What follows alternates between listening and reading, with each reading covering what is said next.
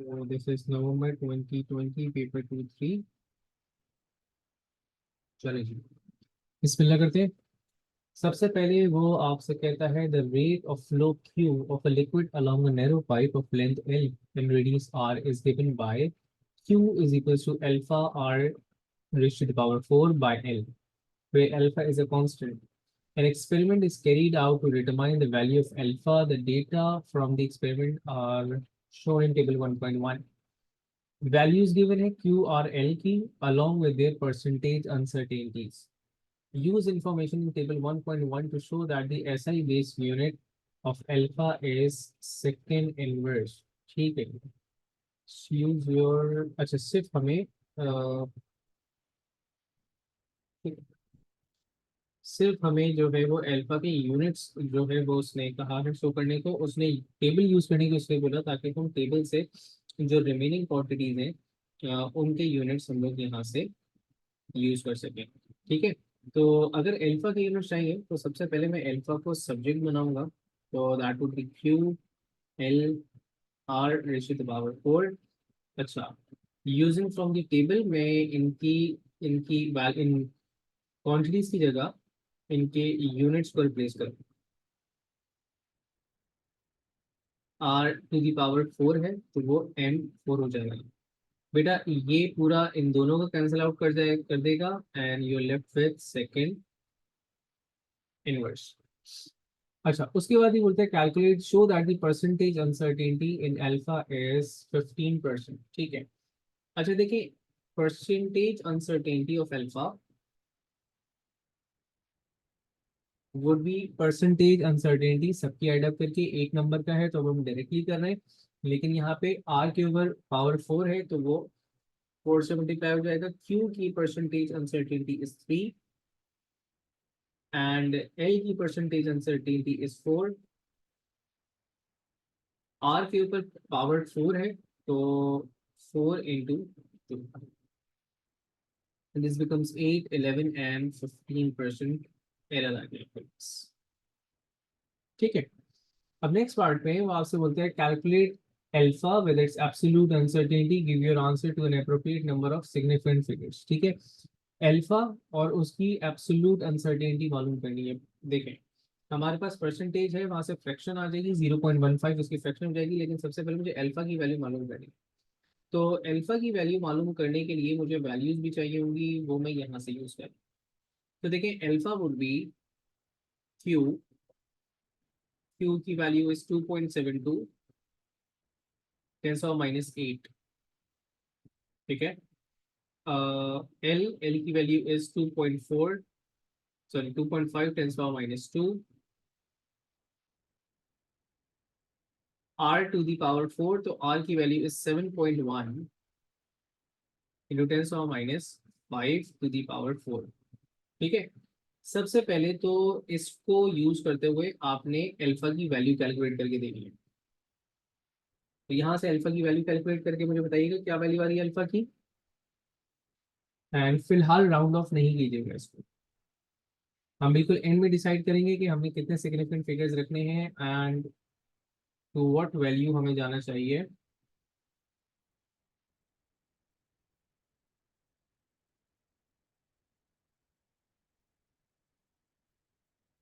7.1 10⁻⁵ raised to the power 4।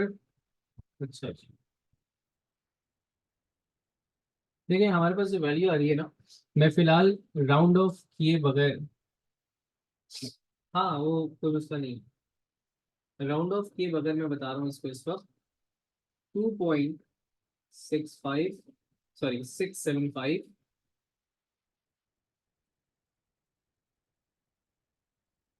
Into 10⁻⁷। मैंने ना round of किया है बहुत ज़्यादा, ना इसके डेसिमल प्लेसेस, वो रीज़न ये है कि मुझे इस वक्त डिसाइड करना है, वो मैं बिल्कुल एंड मोमेंट के ऊपर हम इसको राउंड ऑफ करेंगे। अच्छा, उसके बाद मुझे चाहिए fractional absolute uncertainty in alpha, that would be fractional uncertainty multiply by the value. ठीक है, मेरा answer near to the accurate value है, इस वजह से मैंने इसको राउंड ऑफ नहीं किया था इंटरमीडिएट वैल्यूज को। तो इसी वैल्यू को जो आपने निकाली है ना, इसी वैल्यू को जब आप 0.5 1.5 से मल्टीप्लाई करेंगे तो you will get a value of absolute uncertainty. वो आएगी आपके पास 0.4 इंटू 10⁻⁷ ठीक है। अच्छा, अब ऊपर वैल्यूज को देखो तो वैल्यूज आपके पास 2 और 3 सिग्निफिकेंट फिगर्स के अंदर आ रही है, ठीक है। एंड जो एरर है वो आपके पास 1 सिग्निफिकेंट फिगर के अंदर लिखा हुआ है, ठीक है। तो मैं इसको 2 सिग्निफिकेंट फिगर के अंदर आंसर दूंगा। मैं लिखूंगा 2.7 और ये 1 डेसिमल प्लेस आ गया। सिमिलरली ये 1 डेसिमल प्लेस और 1 सिग्निफिकेंट फिगर आ गया, 10⁻⁷ ठीक है। So this would be the alpha along with its absolute uncertainty, ठीक है। चलें जी, in the next part, next question वो आपसे बोलता है the engine of a toy rocket pushes gases vertically downwards and this results in the rocket accelerating vertically upward from the ground। जैसे toy rocket जिसमें गैसेस हैं वो downward push होती हैं एंड रॉकेट ऊपर की तरफ एक्सेलरेट करता है। The rocket starts to move from rest at t0। The variation with time t of the vertical velocity v of the rocket for the first 0.3 seconds of the flight is shown।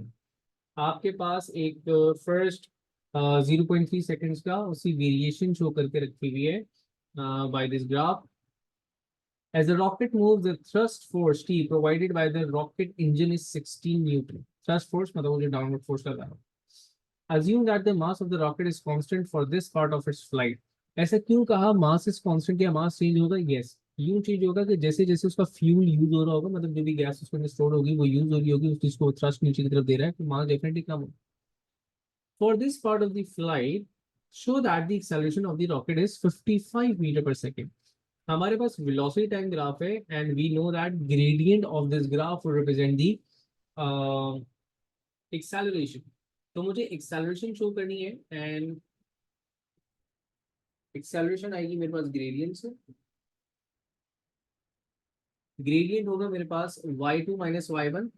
तो मेरे पास initial coordinates तो zero है, तो y2 और x2 की value ले लेते हैं। तो y2 की वैल्यू आपके पास हो जाएगी दिस इज 0.5, तो 15.5, 16 एंड 16.5, ठीक है। तो ये हो गया आपके पास 16.5 डिवाइडेड बाय x के ऊपर जो value that is equal to 3, ठीक है। यहाँ से आप मुझे वैल्यू कैलकुलेट करके देंगे ऑफ द एक्सेलरेशन। अच्छा, शो हो रही है हमारे पास 55 मीटर्स पर सेकेंड स्क्वायर, ठीक है।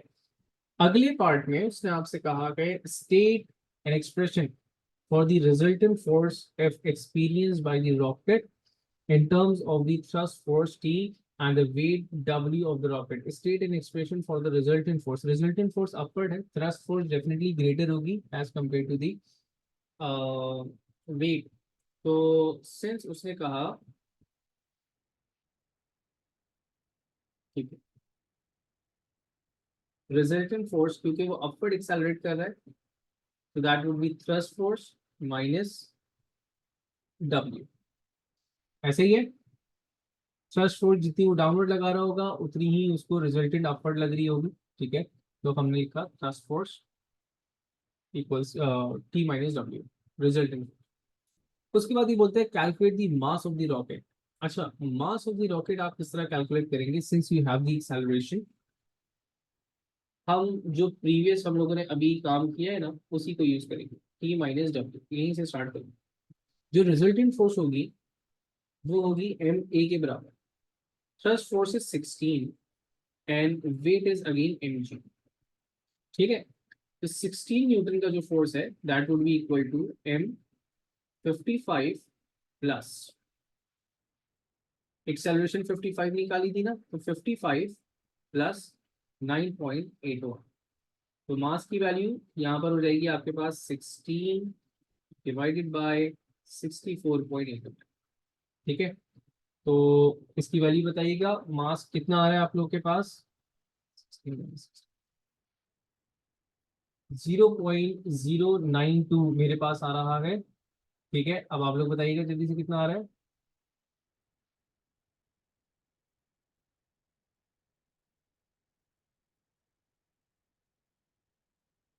अच्छा नहीं नहीं गलत आ रहा है, मैंने 6 डिवाइडेड बाय वो किया हुआ, सॉरी सॉरी सॉरी, 64 मैंने 0.246, तो ये 0.25 बन जाना चाहिए, आप सबके पास 0.25 आना चाहिए, ठीक है 0.25, ठीक है। So this is the mass of the toy rocket. आगे उसने बोला at time T 0.3 seconds a small piece of metal separates from the rocket. Calculate the height of the rocket above the ground at t 0.3 seconds. Height मालूम करके देनी है आपको above eight 3 seconds. तो बेटा हाइट के लिए अगेन ग्राफ की तरफ जाएंगे, एरिया अंडर द ग्राफ निकाल देंगे, आपके पास हाइट आ जाए। Since the area is triangular,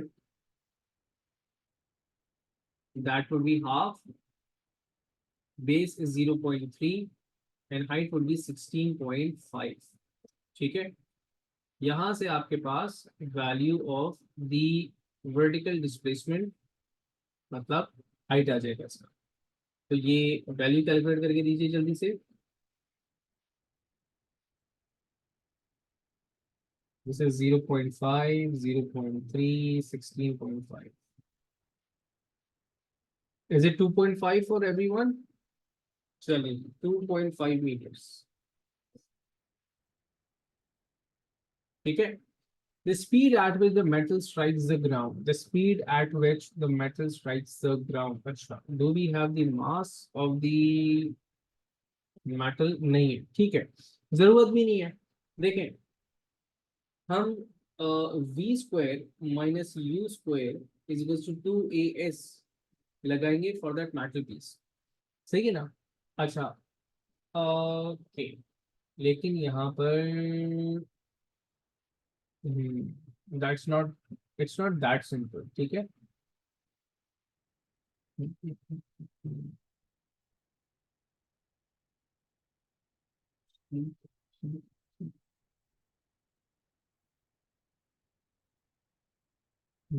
initial velocity है टाइम,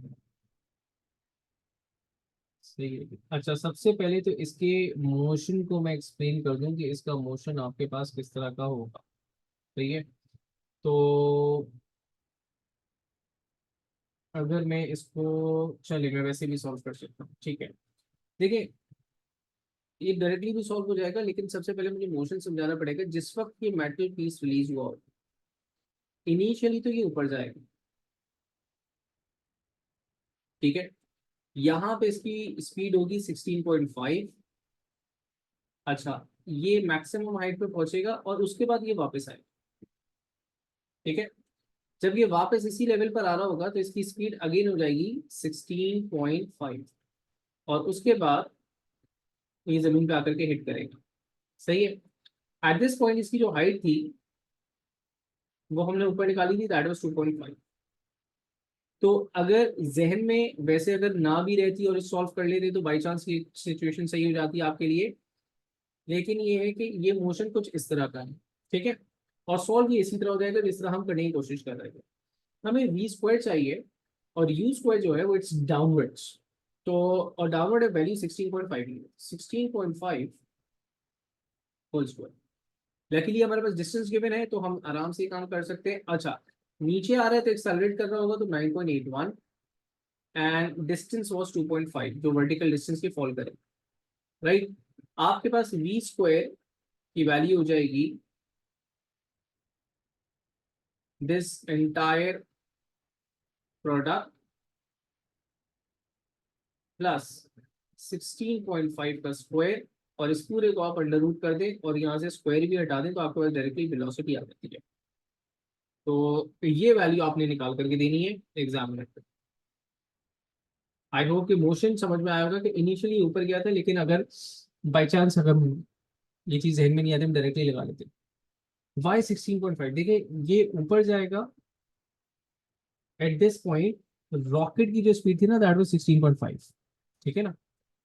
तो वो जो मेटल पीस उससे रिलीज हुआ है उसकी भी इनिशियल स्पीड होगी 16.5, वो उसी स्पीड से। अच्छा what was the motion of the rocket, वो ऊपर जा रहा था। तो अगर कोई चीज यहाँ से निकल जाती है तो उसके लिए इनिशियल मोशन 16.5 का ऊपर था, वो पहले ऊपर गया था फिर वो नीचे आएगा। जब इस पॉइंट पे वापस आएगा स्पीड अगेन 16.5 होगी, एंड अब ये नीचे आ रहा है। तो इसलिए इस हाइट के लिए मैंने जो वैल्यू ली थी वो 16.5 ली थी। यस, ठीक है। चले, तो वेलोसिटी की वैल्यू आप लोगों ने मुझे निकाल के दी है 18 मीटर पर सेकंड के, सबके पास ये वैल्यू आ रही है।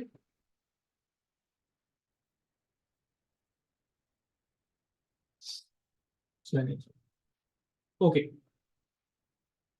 सबसे पहले क्वेश्चन नंबर 3 में उसने आपसे पूछा state the principle of moment. तो प्रिंसिपल ऑफ मोमेंट तो हम बार बार डिस्कस कर चुके हुए हैं कि if the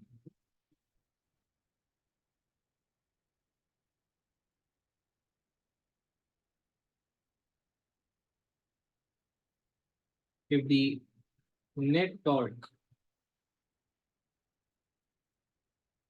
about a point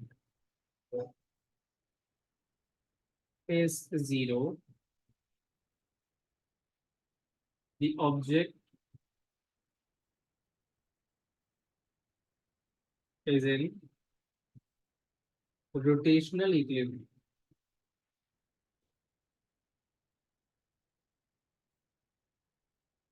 ठीक है। तो बेटा, ये जो कल वाली स्टेटमेंट थी या प्रीवियस स्टेटमेंट जो अब तक हम लोग डिस्कस करते हुए आए थे, उसको मैंने थोड़ा सा रिफ्रेश करके लिख दिया था। If the net torque about a point is zero, the object is in rotational equilibrium. मेरे ख्याल से कोई गड़बड़ तो है नहीं, बजाय इसके कि मैं एक लंबा सा स्टेटमेंट लिखता क्लॉकवाइज एंटी क्लॉकवाइज, में नहीं कर दिया। ठीक है, चलिए जी, ये ऑल्टरनेट है, वो भी लिखोगे। सही है। अच्छा, अच्छा, अब यहाँ पे बोलते हैं अ hollow plastic sphere is attached at one end of a bar. The sphere is partially submerged in a water and the bar is attached to a fixed vertical support by a pivot P। ठीक है, एक बार है, ठीक है, उस पे एक hollow sphere है, स्फेयर का अपना वेट 0.3 न्यूटन है, वो पानी के ऊपर रखा हुआ है, ये एंगल 40 बन रहा है, ये लेंथ 0.29 है आपके पास बार की, और ये एक फिक्स्ड पिवट, एक फिक्स सपोर्ट है उसके पास। ठीक है। Calculate the moment of the weight of the sphere about P. Moment of weight चाहिए। अच्छा देखिए, वेट जो है ना आपके पास एक वर्टिकल फोर्स है, ये बात, और वेट की वैल्यू दे रखी होगी 0.3। इसके लिए जो डिस्टेंस मुझे चाहिए होगा, सबसे पहले इस डिस्टेंस पे अगर बात करें, जो डिस्टेंस मुझे चाहिए होगा वो distance would be horizontal distance, या फिर मैं ये बोलूंगा perpendicular distance from the pivot to the pivot line of action. तो बेटा ये जो डिस्टेंस है आपके पास, ये हो जाएगा 0.29 कॉस ऑफ 40। ठीक है। तो ऐसे में अच्छा, ये वैल्यू थी आपके पास 0.3। अब अगर आप मोमेंट निकालेंगे यहाँ पे, तो moment would be 0.3 into 0.29 into cos 40। अब यहां से आप मोमेंट की वैल्यू निकाल के दीजिएगा, 0.3, 0.29 कॉस ऑफ 40। तो 0.066, 0.07 लिखा जाए इसको, कंफर्म कीजिएगा। 0.066 है, 0.0666 है। ठीक है। अगर 0.0666 है तो 0.02 डेसिमल प्लेस के हिसाब से 67 लिख दो इसको। ठीक है। मैं एक्चुअल वैल्यू यहाँ पे कोट कर देता हूँ जो हमने कैलकुलेट किया, जैसे 0.0666, तो हम इसको 0.067 लिख रहे हैं। ठीक है। चलिए, नेक्स्ट पार्ट में उसने कहा कि the system shown in figure 3.1 is a part of a mechanism that controls the amount of water in a tank. ठीक है, ये एक ऐसा सिस्टम था जो कि अमाउंट ऑफ वाटर एक टैंक के अंदर कंट्रोल कर रहा है। इस तरह कर रहा है, the water enters the tank and causes the sphere to rise, this result in a bar becoming horizontal. Figure 3.2 shows the system in its new position. अच्छा, पानी का लेवल जैसे बढ़ता चला जाएगा, क्योंकि वो फॉलो था ना, तो वो उसके ऊपर ही रहेगा, और वो उसके साथ साथ ऐसे हुआ तो वर्टिकल हो चुका है आपके पास। अच्छा, in this position the rod R, ये जो रॉड आर उसके साथ लगा हुआ था, Rod R exerts a force to compress a horizontal spring that controls the water supply to the tank. R is positioned at a perpendicular distance of 0.017 meter above P.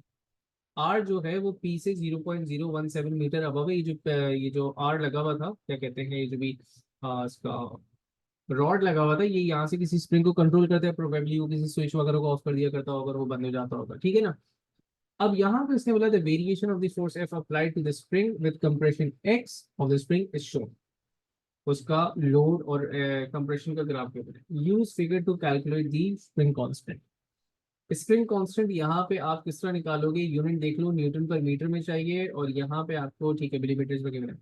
Again आप निकालोगे इसको gradient से। We know that के force extension का जो graph है उसमें gradient के बराबर होगा। अच्छा, ग्रेडियंट की वैल्यू आप क्या लोगे, दिस इज द पॉइंट जो हमने कंसिडर करना है, और ये वाला तो ऑलरेडी जीरो के ऊपर है, ओरिजिन के ऊपर जो आ रहा है। तो y2 की वैल्यू यहाँ पर मेरे पास हो जाएगी 21 डिवाइडेड बाय 10 मिलीमीटर। ठीक है, तो यहाँ से k की वैल्यू आपके पास आ जाती है,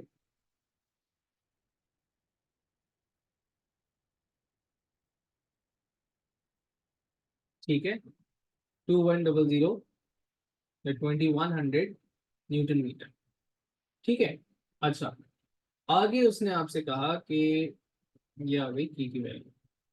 आगे उसने बोला at the position shown in figure 3.2 the system is stationary and in equilibrium. The radius of the sphere is 0.048 metres. ये स्फीयर का रेडियस दे रखा हुआ है, and 26% of the volume of the sphere is submerged. The density of the water is this much. Show that the upthrust on the sphere is 1.18 Newton. Now that's a tricky one. देखिए, आपके पास upthrust जो लगता है ना, upthrust जो लगेगा वो displace liquid लगाता है। ठीक है, तो इस वक्त लिक्विड का जो वॉल्यूम डिस्प्लेस हुआ हुआ है वो एक्चुअली आपके पास ये वाला वॉल्यूम। ठीक है, ये ये वाला वॉल्यूम। ठीक है, चले। अब ये वॉल्यूम कितना है, 26 of the total volume of the sphere. तो सबसे पहले आप वॉल्यूम ऑफ द स्फीयर के लिए सॉल्व करेंगे। वॉल्यूम ऑफ द स्फीयर आप साथ साथ भी कर सकते हो, मैं अलग से करके दिखा रहा हूँ। पाई आर की वैल्यू है 0.048 क्यूब। ठीक है, यहां से बिल्कुल आप बिल्कुल इसको एक साथ कर सकते हो। मैं इसको अलग से कर रहा हूँ, और क्या मेरी स्क्रीन गायब हो गई है? अच्छा, give me a minute.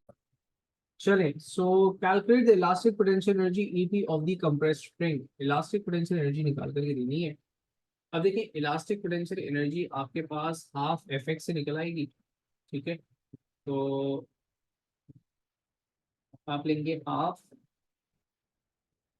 F x.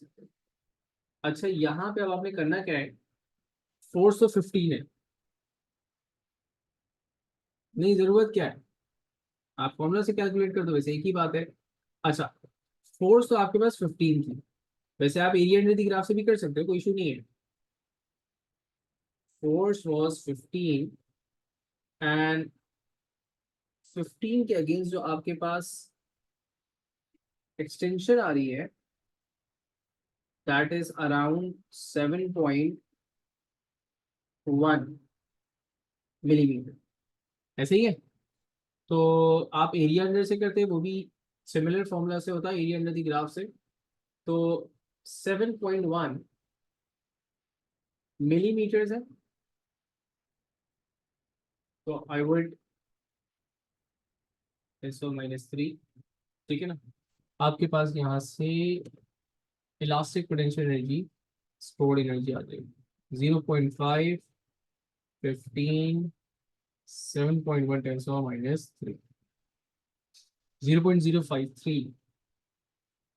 ठीक है, 0.0532 है तो 0.053 ही लिखते हैं।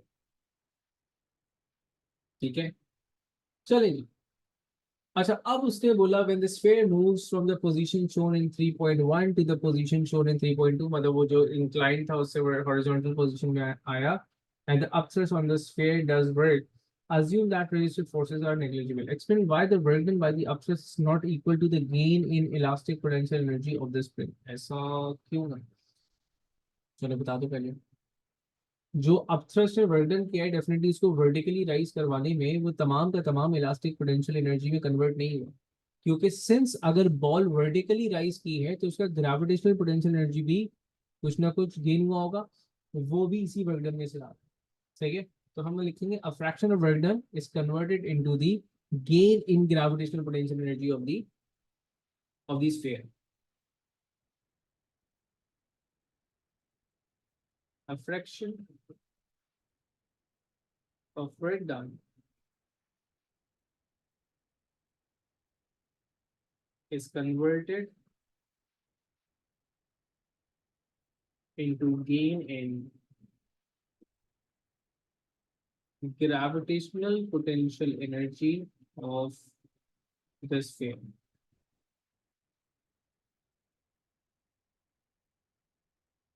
ठीक है बच्चों, चलिए आज आप लोग की एनर्जी बहुत लो लग रही है मुझे, ऐसा क्यों? ऐसा नहीं करो, आप लोग की एनर्जी होगी तो मेरे अंदर एनर्जी आएगी, वरना मैं भी सो जाऊंगा। चलिए जी, question number 4, a progressive longitudinal wave travels through a medium from left to right. Figure 4.1 shows the position of some of the particles of the medium at t0 and the graph showing the particle displacement at the same time।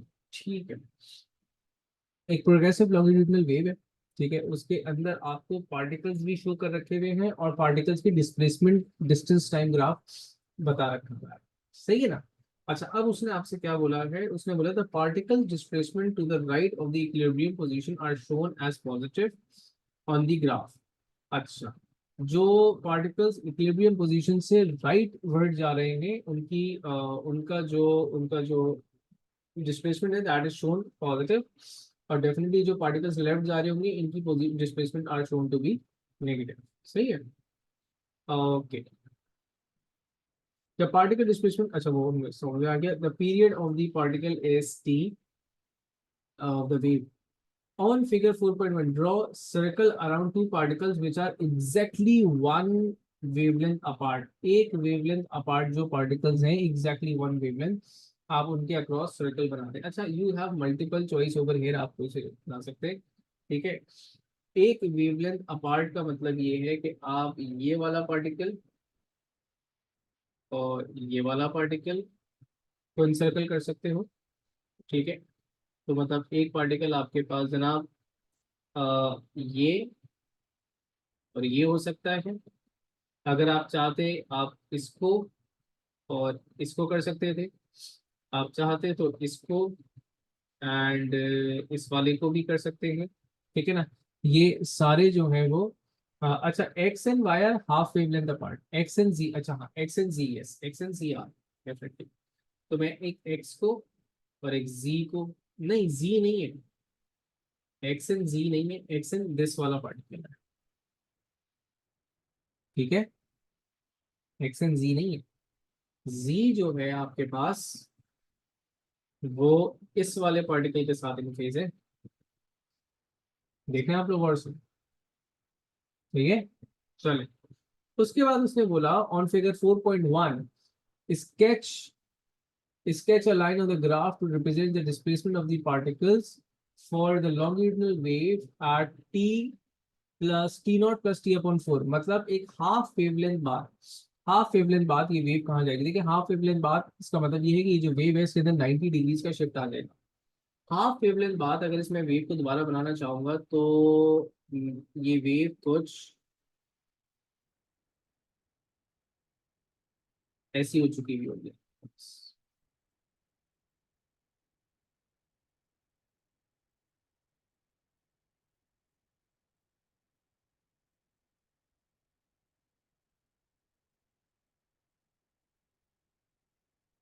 ऐसा है।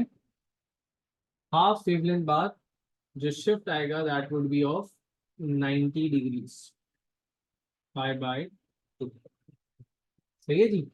अच्छा, उसने आगे कहा, अच्छा इसको complete भी कर लेगा तो ज्यादा बेहतर है, जितने टाइम पीरियड के लिए इसने हमें वेव दिखाई दी तो ये वेव हमने यहाँ बना दिया। चले, उसके बाद इसने आपसे आगे कहा, state the direction of the particle z at t+4। अच्छा, पार्टिकल जो z के ऊपर है, मतलब ये वाला जो पार्टिकल था, इस पार्टिकल की डिस्प्लेसमेंट बता दे न्यू वेव के ऊपर। तो न्यू वेव के ऊपर इसकी डायरेक्शन बतानी है हमें। तो डायरेक्शन ऑफ मोशन आपके पास क्या होनी चाहिए, पॉजिटिव आनी चाहिए। अच्छा, पॉजिटिव है तो पॉजिटिव को राइट हैंड साइड जाने वाले पार्टिकल्स को उसने पॉजिटिव से रिप्रेजेंट किया था। तो डेफिनेटली पार्टिकल कहाँ जा रहा होगा आपके पास, टुवर्ड्स राइट या लेफ्ट, दोनों ग्राफ्स को कंपेयर करके।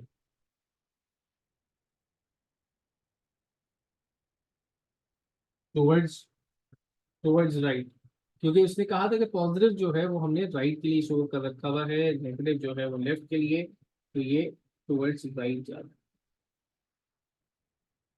एग्जैक्टली। अच्छा, उसके बाद थोड़े से डिफरेंट सवाल है वेव्स का, लेकिन अच्छा सवाल है। उसके बाद उसने बोला the frequency of the wave in 16 kilo hertz is 16 kilohertz. The distance between x and y is 0.19 meters. Calculate the speed. देखिए x और y जो है, ये आपके पास x और y के दरमियान का जो डिस्टेंस है that is half wave length, और ये 0.19 है। ठीक है, तो आपके पास जो वेवलेंथ की वैल्यू होगी that would be twice of this value. ऐसा है। उसने आपसे बोला स्पीड मालूम करके दे दो। तो देखिए स्पीड के लिए you have the formula v equals to f lambda, frequency is 16 kilo hertz, so 16,000 या 16 10 3 भी लिख सकते थे, and twice of the value ये वाली। यहां से आप स्पीड ऑफ द वेव निकाल करके बताइएगा जल्दी से, 16,000 टू 0.19, 6080 आंसर आना चाहिए, लेकिन जिसको मैं लिखूंगा 6100।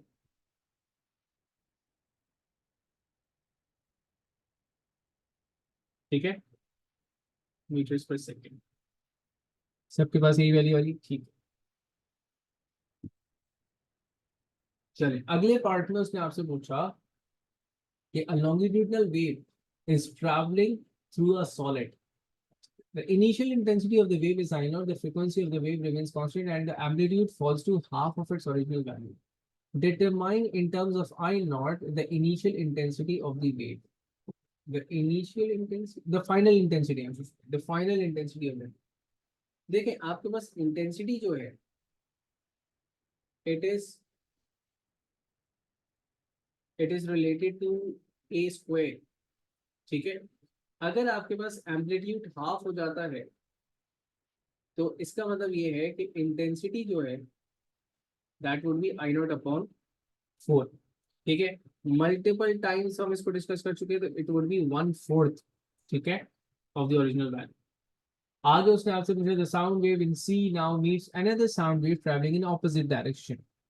State a condition necessary of the necessary for these two waves to form a stationary waves. Opposite direction तो उसने बोल ही दिया है। दूसरा क्या था, सेम स्पीड और सेम फ्रीक्वेंसी है। तो दोनों में से कोई एक चीज आप लिख दें, दोनों भी लिख दें, सेम स्पीड फ्रीक्वेंसी। ठीक है, तो वेवलेंथ अल्टीमेटली। अच्छा नहीं, देखें उसने तो ऑलरेडी बोल दिया ना कि ऑपोजिट डायरेक्शन में जा रहे हैं। ठीक है, तो बाकी दो क्या हो सकती हैं, यही हो सकती हैं। अच्छा, state two ways in which stationary wave differs from a progressive wave. दो तरीके ऐसे बता देंगे जिसमें स्टेशनरी वेव में और प्रोग्रेसिव वेव में फर्क होगा। बहुत सारे फर्क है, आप ये लिख सकते हो कि प्रोग्रेसिव में क्रेस्ट ट्रफ होते हैं, स्टेशनरी में नोड्स एंटी नोड्स होते हैं। स्टेशनरी के तमाम पार्टिकल्स, स्टेशनरी के अंदर या प्रोग्रेसिव के अंदर तमाम पार्टिकल्स का एम्पलीट्यूड सेम होता है, स्टेशनरी के अंदर तमाम पार्टिकल्स का एम्पलीट्यूड जो है वो डिफरेंट होता है। ठीक है। अच्छा, दो नोड्स के दरमियान पार्टिकल्स इस तरह आप बता सकते हैं, particle does not travel in stationary. देखो पार्टिकल्स तो वहां भी ट्रैवल नहीं कर रहे दोस्त, पार्टिकल तो वहां पर भी ट्रैवल नहीं कर रहे, पार्टिकल तो वहां पर भी अप एंड डाउन ट्रांसफर कर रहे, ट्रैवल कर रहे होते हैं, वाइब्रेट कर रहे होते हैं।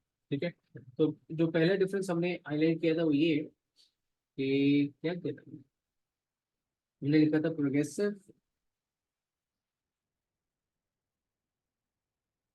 Waves have rest and trough, standing waves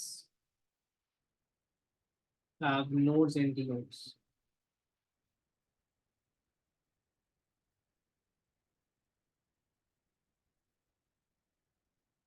ठीक है ना।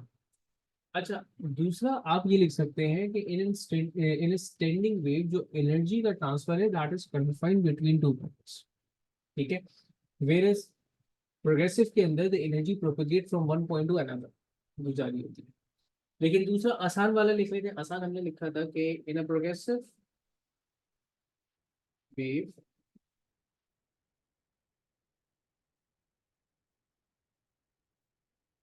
All points have same amplitude, या फिर हैव सेम मैक्सिमम डिस्प्लेसमेंट भी लिख सकते हैं, have same amplitude in stationary waves, the standing waves, all particles have different wave, different amplitude,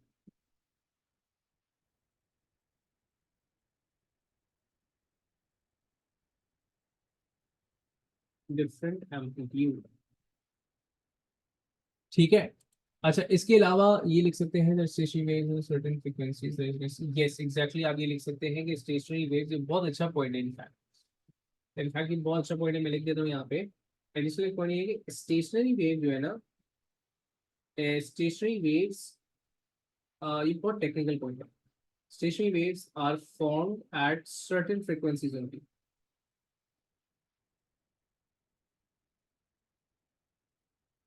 जबकि प्रोग्रेसिव वेव के साथ ऐसे नहीं, उनके पास कंटिन्यूस फ्रीक्वेंसी हो सकती है। Electromagnetic radiations are one of the example of that, उनके पास कंटिन्यूस रेंज ऑफ फ्रीक्वेंसीज हो सकती है। ठीक है, चले state Kirchhoff second law. Kirchhoff second law क्या है?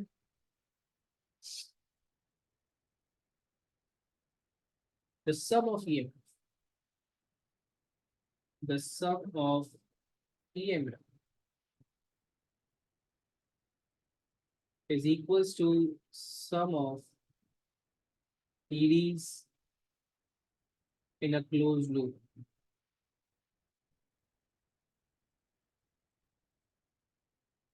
ठीक है, या फिर आप ये भी लिख सकते हो, एक और इसका summarise version, in close loop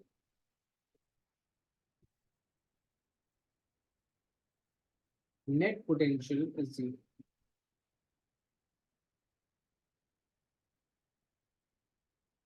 ठीक है, ये इसका अल्टरनेट एक रीफ्रेज वर्जन था आपके पास। चलो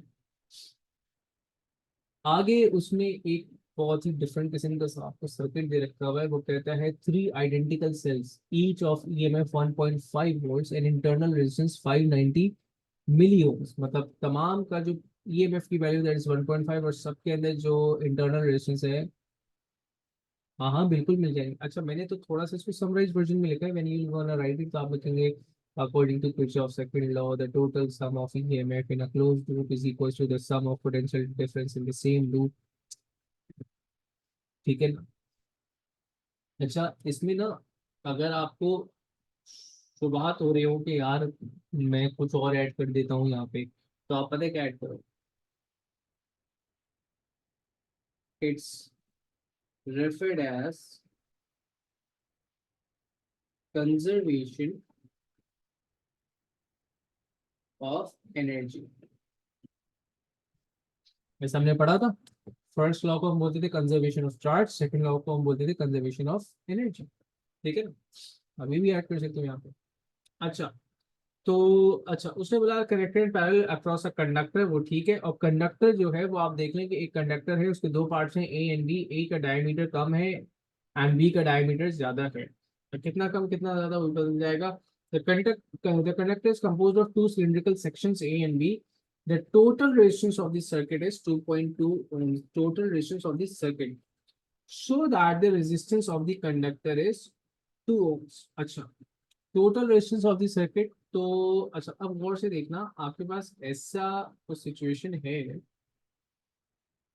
कि आपके पास एक जो रेजिस्टेंस है ना, वो कंबाइंड रेजिस्टेंस है of the all EMF of internal resistances, और वो कंबाइंड इन सीरीज है विद दिस कंडक्टर।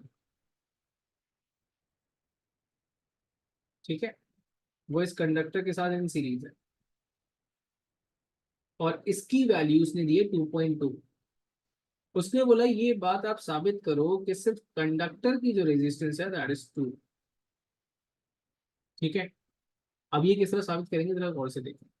सबसे पहले अगर मैंने तीन बैटरीज को पैरेलल में लगाया हुआ है, तो इसका मतलब ये है कि मैंने इनकी रेजिस्टेंसेस को पैरेलल में लगाया। ठीक है, तो मैंने एक्चुअली क्या किया हुआ है, मैंने अगर सिर्फ resistance total resistance due to batteries निकालूंगा, तो मैं निकालूंगा 1/RT। That would be 1/590 micro, sorry milli, plus the same value and plus the same value. ठीक है, तो अब पेपर टू में इसको किस तरह सॉल्व करेंगे। पेपर वन के लिए तो हमें लॉजिक पता है कि हम क्या करते थे। पेपर वन के लिए हम करते वो उसको डायरेक्टली 3 से डिवाइड कर देते। यहाँ पर भी वही करेंगे।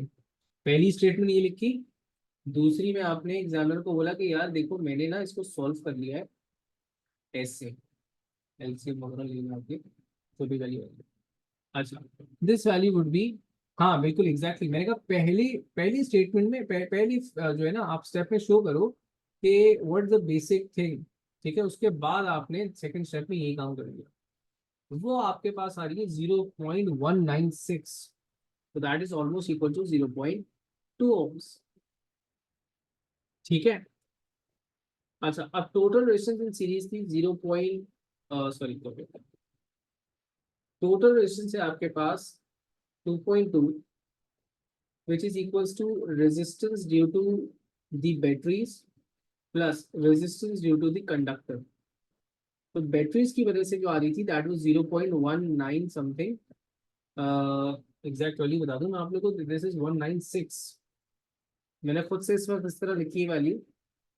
ठीक है, तो जब आप इसको कंडक्टर की वैल्यू निकालोगे that would be almost equal to 2.0।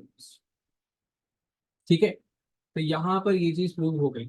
बेटा दोबारा रिपीट कर रहा हूँ कि जब भी आपके पास कैलकुलेशन इस टाइप की है पेपर टू के अंदर आए ना, तो आपने पहला स्टेप इस तरह लिख करके करो, दूसरे स्टेप में इसको रेसिप्रोकल करके दिखाओ, और फिर सॉल्व इस तरह कर देना अपने पास, जैसे हम लोग करते हैं। तो एटलीस्ट फर्स्ट स्टेप ये बताएगा कि हमने वो जो कन्वर्शन तरीके का है ना 1/R करते। देखो उसने बोला सर्किट की टोटल रेजिस्टेंस है यहाँ साहब 2.2। अब सर्किट की रेजिस्टेंस में शामिल क्या क्या है, इसकी रेजिस्टेंस, इसकी रेजिस्टेंस, इसकी रेजिस्टेंस और इसकी रेजिस्टेंस, ये तीनों आपस में पैरेलल में लगे हुए हैं।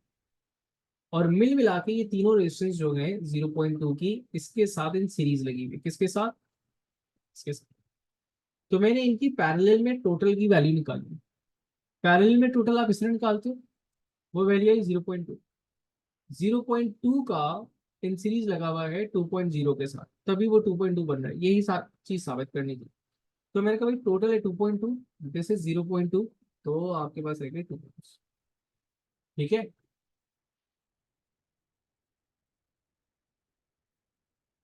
हाँ पहले ऐसे दिखाना है कि देखो हमें पता है जो तुम कह रहे हो हम वैसे ही कर रहे हैं, लेकिन करना वैसे ही है जैसे अच्छा है। देखो वहां पे स्टेप के नंबर होते हैं ना, वो एटलीस्ट आपको उसको भी पता है कि तुमने किस तरह सॉल्व किया। Calculate the current in the conductor, current चाहिए कंडक्टर। अब देखो टोटल रेजिस्टेंस हमारे पास आ गई है, V इक्वल्स टू IR लगा देंगे यहाँ पे। ठीक है, वोल्टेज की वैल्यू रिमेन्स 1.5, वो तो चेंज नहीं होने वाली है आपके पास। हाँ अलबत्ता तीन पैरेलल में लगाने से जो रेजिस्टेंस थी, इंटरनल रेजिस्टेंस, वो कम हो गई थी, और उसका टोटल इफेक्ट हमारे पास आ भी गया था 2.2 का। ठीक है, तो आई वुड बी 1.5 बाई 2.2 की वैल्यू निकाल लेना जल्दी से।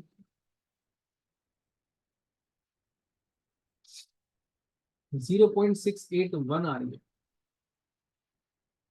ऐसे ही है। 0. ठीक है, 0.68 ही लिखो फिर इसको। सही है, चलिए आगे बढ़ते हैं। आगे उसने आपसे कहा है कि the two cylinders A and B of the conductor in figure 5.1 are made from the same material and have the same length. The diameter of of section A is 4.3 millimeter and the diameter is 7.6 millimeter section B का, ठीक है। The resistance of A is RA और इसका है RB।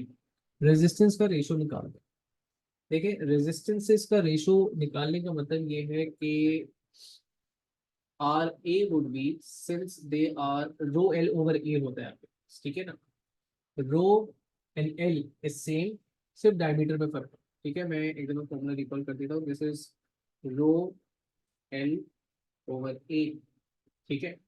तो अगर मैं R A की वैल्यू निकालता हूँ, so this would be rho L over pi 4.3 pi upon 4, 4/3 -3 whole square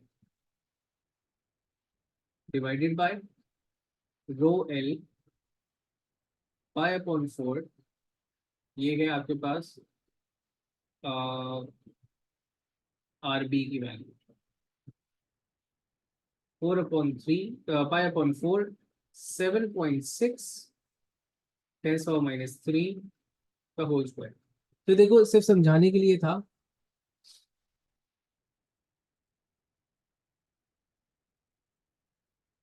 total conductor की रेजिस्टेंस 2 है, इंडिविजुअल कंडक्टर्स, इंडिविजुअल सेक्शन जो होता है ना, देखो इसकी कलेक्टिव 2 है।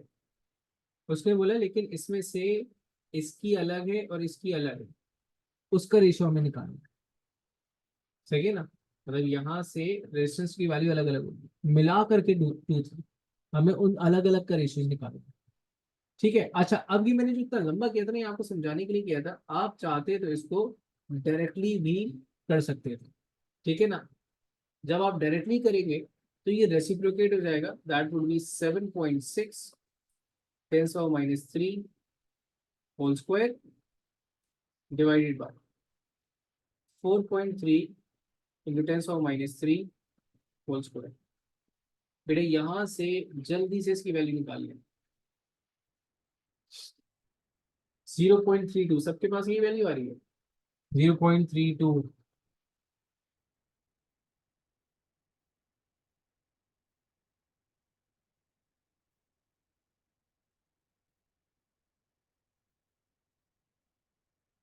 3.1, 3.1 भाई। साथ भाई अपनी कैलकुलेशन देख रहे हैं। अच्छा, ऊपर वाले पार्ट में नहीं। अच्छा, आपने पूछा क्या था, हम दोबारा पूछ रहे हैं सर। कंडक्टर की रेजिस्टेंस 2 नहीं थी, कंडक्टर की रेजिस्टेंस बिल्कुल 2 है बेटा, इधर देखो। कंडक्टर की रेजिस्टेंस इज 2, लेकिन आपको ऐसे नहीं लगता कि ये जो करंट है वो इन बैटरी से भी गुजर रहा है। तो जो करंट जा रहा होगा ना, देखिए जब पैरेलल में हम लगाते हैं ना, तो पैरेलल में ईएमएफ सेम रहते हैं, लेकिन करंट इसमें से भी गुजरेगा, इसमें से भी गुजरेगा, इसमें से भी गुजरेगा। उसकी वजह से आपके पास अल्टीमेटली क्या होगा, आपके पास जो टोटल रेजिस्टेंस है वो रिड्यूस हो चुकी है। तो अगर मैंने जो इक्विवेलेंट सर्किट बनाया था उसकी तरफ देखो, तो आपके पास एक बैटरी लग गई है। मतलब इन तीन की जगह मैंने एक बैटरी लगा दी थी, और उसकी इंटरनल रेजिस्टेंस मैंने कहा था इट वाज 0.2। तो अगर सर्किट को देखो तो करंट इसमें से भी तो जा रहा है आपके पास। तो हम सर्किट को विद इंटरनल रेजिस्टेंस कैसे सॉल्व कर देते हैं, हम इसको भी तो ऐड करेंगे, इन सीरीज तो है ये भी। आई बात समझ में, इसलिए हमने 2.2 लिया। चलें जी, ये वैल्यू आ गई 3.1। ओके, आगे इसने आपसे पूछा है calculate the ratio average drift speed. ठीक है, एवरेज ड्रिफ्ट स्पीड आपसे मालूम करने को बोला है, क्योंकि सेम मटेरियल है और करंट भी सब में सेम जा रहा है। तो ड्रिफ्ट स्पीड अगेन मैं थोड़ा सा समझाने के लिए, क्योंकि ऐसे में कंफ्यूजन आती है, I over N A V है आपके पास, सॉरी एन ए ई, ठीक है। यहाँ पर भी बेटा आपके पास जो रेशो इसका बन रहा है, मतलब सब कुछ कैंसिल आउट हो जाएगा आपके पास। चलिए मैं एक दफा लिख करके बता देता हूँ आप लोगों को, उसके बाद फिर हम इसको देखते हैं। अगर आप इसका एक drift speed in section A, current तो सेम था ना, तो आई ओवर एन, एरिया की जगह अगेन वही वाली बात आ जाती है कि एरिया इसका डिफरेंट था, तो मैंने एरिया ऑफ ए लिख दिया सिर्फ यहाँ पे, ठीक है ना। And E divided by I N, यहाँ पे आ जाएगा area of B and E. देखो आपके पास सब कैंसिल आउट हो जाना है। रेशो अगेन क्या बना आपके पास, जो हमने ऊपर सॉल्व किया था, area of B divide by area of A. तो बेटा एग्जैक्टली यही वैल्यू यहाँ पर भी कोड हो जाएगी, 3.5, ठीक है। सेम रेशो आ जाएगा एग्जैक्टली। चले आगे, उसने आपसे पूछा the circuit in 5.1 is altered by removing one of the cells, state and explain the effect if any of this change in the potential difference across the conductor. अच्छा, conductor के across potential difference के ऊपर कोई फर्क पड़ रहा है अगर मैं वन ऑफ द बैटरी को रिमूव कर रहा हूँ। पोटेंशियल डिफरेंस अक्रॉस दी, फिर से बता दो, if any of this, the potential difference across the conductor, ठीक है। एक सेल को रिमूव कर दिया, अब क्या होगा?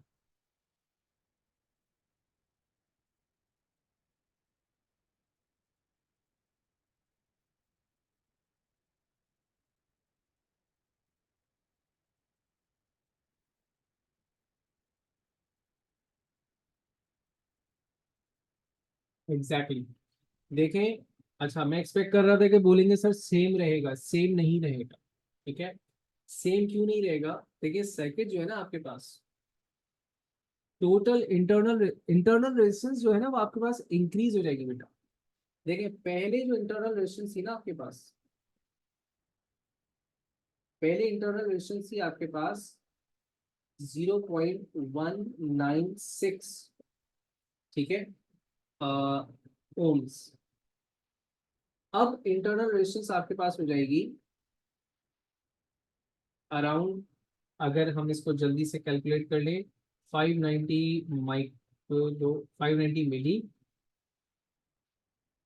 डिवाइड बाई 2, अब इंटरनल रेजिस्टेंस होगी 0.29, ठीक है।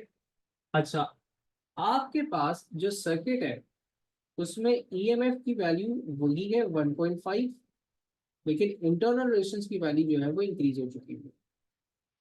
अच्छा अब गौर से समझिएगा, ये जो कंडक्टर था ना आपके पास, इस कंडक्टर के अक्रॉस ईएमएफ नहीं आ रहा था, इस कंडक्टर के अक्रॉस आ रहे थे टर्मिनल वोल्टेजेस। टर्मिनल वोल्टेजेस आपके आपके पास क्या थे, E minus I R. Since आपके पास ये चीज बढ़ गई है, तो आपके पास टर्मिनल पोटेंशियल क्या हो गया, कम हो गया। तो इसका मतलब ये है कि voltage across the conductor would decrease.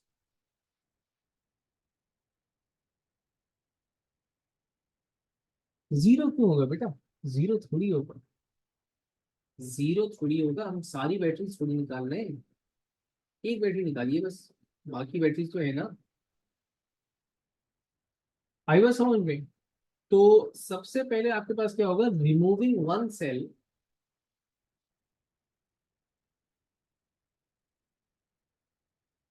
removing one cell would increase the combined internal resistance,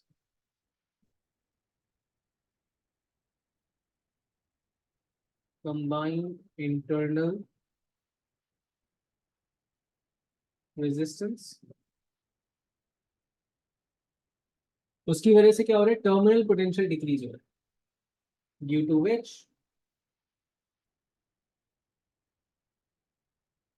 terminal potential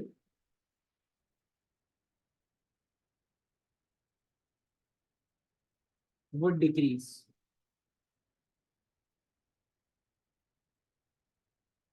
ठीक है, और वही टर्मिनल पोटेंशियल जो था वो उस कंडक्टर के अक्रॉस आ रहा था, तो hence potential across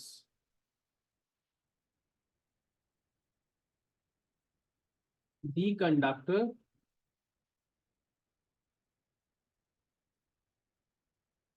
would decrease.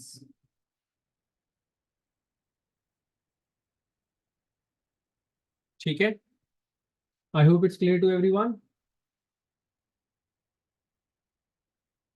चलिए जी बेटा, ऐसे क्वेश्चंस में ना स्टेप्स बना लिया करो कि सबसे पहले बात स्टार्ट कहाँ से स्टार्ट करनी है, उसका असर कहाँ पर होगा, अल्टीमेटली जो हमसे पूछा है वो कहाँ, और इसी को देखते हुए अपने पॉइंट्स लिखते जाया करो। ठीक है, ये फिर वही चीज है जिसके बारे में मैंने कल हाईलाइट आप लोगों को करवाया था कि ये चीजें रिपीटेडली आ रही है इसके अंदर। चलिए जी, moving on towards probably the last question of this paper, वो आपसे कहता है the nuclide carbon-14 is unstable and undergoes beta-negative decay, emitting a high-energy electron and an anti-neutrino to form a new nuclide X. The equation for this decay is shown. ठीक है, उसने बोला complete the equation. देखें, अगर उसने आपके पास एक beta negative particle निकला है तो दिस वुड बी -1। ठीक है, अच्छा एक्स के साथ क्या हुआ होगा, आपके पास एटॉमिक मास तो चेंज नहीं होगा, एटॉमिक नंबर जो है वो 7 हो चुका होगा, क्योंकि आपके पास बीटा नेगेटिव में neutron converts into a proton, proton में एक इजाफा होगा। उसने बोला state the equation for beta negative in terms of fundamental particles. Beta negative की जो इक्वेशन है फंडामेंटल पार्टिकल्स के टर्म्स में बता दो। अच्छा, फंडामेंटल पार्टिकल्स के टर्म्स में मतलब आपको बतानी है यही equation in terms of cork model. अब कॉर्क मॉडल में आपके पास क्या होता है, ये कब होता है, एक्चुअली तो आपके पास जो यू डी डी मॉडल होता है ये कन्वर्ट हो रहा होता है यू यू डी के अंदर, लेकिन इक्वेशन बतानी है तो इक्वेशन में आप क्या लिखेंगे कि आप लिखेंगे डी कन्वर्टिंग इनटू एन अपकॉर्ड, साथ में आपके पास निकला एक बीटा नेगेटिव और एक निकल गया आपके पास एंटी न्यूट्रिनो। आई बस समझ में। अच्छा, उसके बाद use your equation from B1 to show that how charge is conserved in beta negative। Charge कैसे कंजर्व है, अच्छा देखो चार्ज कैसे कंजर्व है इन बीटा नेगेटिव डीके। देखें आपके पास डाउन कॉल का चार्ज होता है माइनस, आपके पास एक्चुअली यू डी डी से यू यू डी जो है वो कन्वर्ट हो रहा है और साथ में निकल रहा है एक बीटा नेगेटिव पार्टिकल। ठीक है, तो आपके पास एक डाउन कॉल जो है दैट इज -1/3। ठीक है, अच्छा कन्वर्ट हो रहा है एक अपवर्ड में, अपवर्ड इज +2/3, राइट। साथ में आपने लिखा हुआ है एक beta negative, beta negative you know that it's -1, और उसके साथ आप लिख रहे हैं कि न्यूट्रिनो है, न्यूट्रिनो को बी से इट हैज नो चार्ज। तो अल्टीमेटली जब आप इसको बैलेंस करोगे तो ये हो जाएगा आपके पास -1/3। तो चार्ज कंजर्व हो गया। तो आप इस तरह जो है वो इसकी बैलेंसिंग शो कर सकते हैं। ठीक है, अच्छा आप सेपरेट भी करके दिखा सकते थे, अब मैंने इक्वेशन को बैलेंस करके दिखा दिया है, तो बेहतर इसी तरह है। आगे बोलते हैं neutrinos were first propose to exist more than 20 years before they were directly detected. In order to explain a particular experimental observation about beta decay, state an observation about beta decay that is explained by the existence of neutrinos.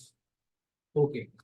दूसरे suggest how the existence in neutrinos explain the observation. जो बड़ा different किस्म का सवाल है, उसने आपसे पूछा है कि state and observation about beta decay that is explained bye the existence of neutrinos. अब यहाँ से ना वो चीज है कि सर अब न्यूट्रिनोज का हमें पता कैसे चला था। ठीक है, अच्छा जो बीटा नेगेटिव इमिशन हो रही है उनकी एक कोई स्पेसिफिक आपके पास एनर्जी नहीं है, मतलब अगर हमेशा हम ये बोलेंगे जनाब एक न्यूट्रॉन है वो कन्वर्ट हो रहा है प्रोटॉन में, साथ में निकल रहा है बीटा नेगेटिव। अच्छा बीटा नेगेटिव के बारे में हमने बोला था इट्स अ पार्टिकल और वो एनर्जी रखेगा अपनी काइनेटिक एनर्जी। ठीक है ना, अब हम ये देख रहे हैं कि ना उसकी वेलोसिटी ना उसकी काइनेटिक एनर्जी एक कंटिन्यूअस वैल्यू रखती है, it has a multiple range, ठीक है ना, मल्टीपल रेंज में है उसके पास।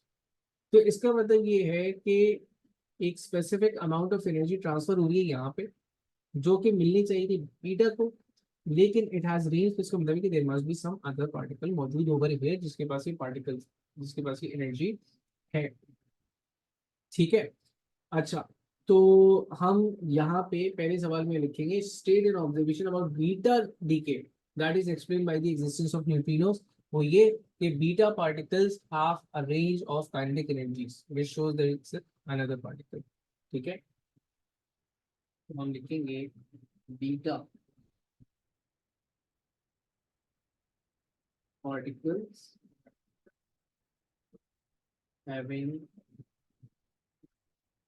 a range of pKs, ठीक है। अच्छा, उसके बाद उसमें suggest how the existence of neutrinos explain the observation. तो जैसे मैंने कहा कि जो उनकी वेरिएशन है, मतलब जो मतलब किसी में ज्यादा किसी में कम है, तो वो वेरिएशन क्यों है, वो वेरिएशन इसलिए है कि सम ऑफ द रिमेनिंग एनर्जी, वो जो है वो आपके पास जो कि डीके के वक्त रिलीज हुई है, it is possessed by the neutrinos, ठीक है। तो द वेरिएशन इन पीके